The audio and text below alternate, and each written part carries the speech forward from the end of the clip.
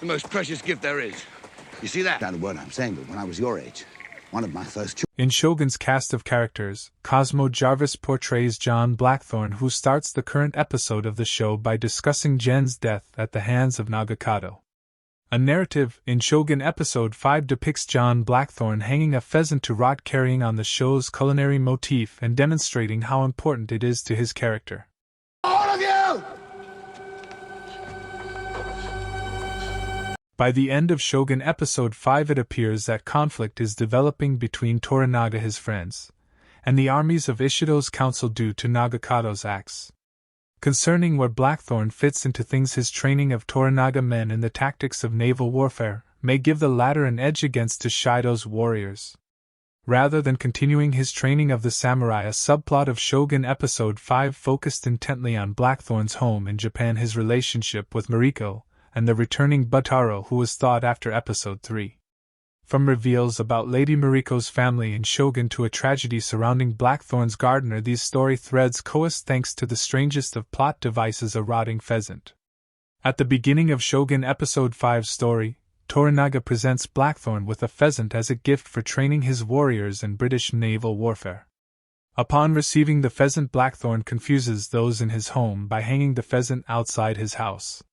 He tells those in his service to leave it hanging even days later as the bird begins to rot and decay.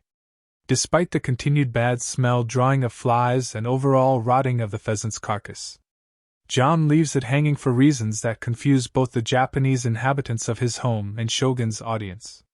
Interestingly, the decision to let the pheasant hang for days is one rare in historical accuracy.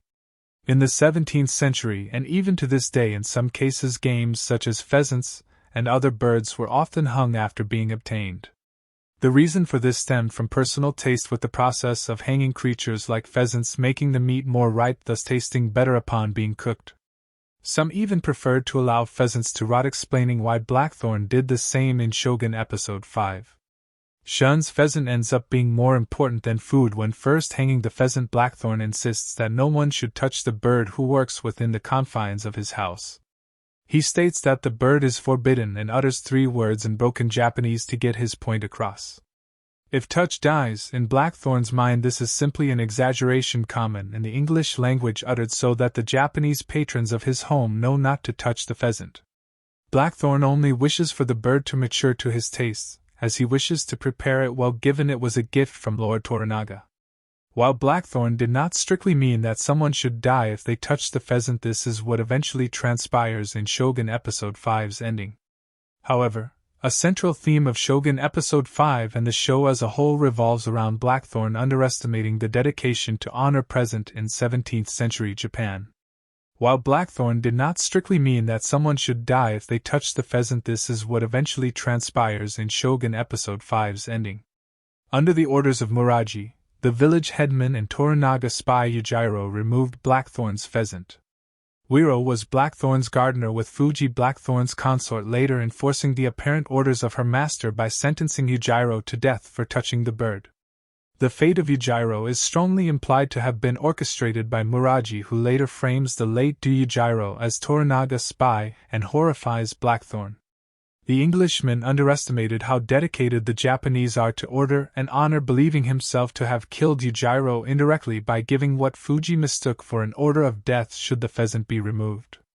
While the pheasant and Blackthorne's treatment of it seemed strange and somewhat humorous at first, the fate of Yujiro soon turned the ordeal, like the pheasant itself, rotten and sour. The pheasant is another example of Shogun using food to show cultural differences. The pheasant in Shogun Episode 5 is significant in one last way. It keeps on the show's tradition of using food to showcase cultural differences. The first instance of this was in Shogun Episode 4, as Mariko and Fuji were shown consuming natto.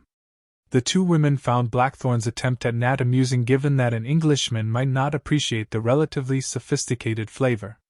The use of food to draw attention to cultural differences persisted in Shogun Episode 5, as demonstrated by the pheasant and the rabbits that Buntaro, Fuji, and Mariko refused to consume.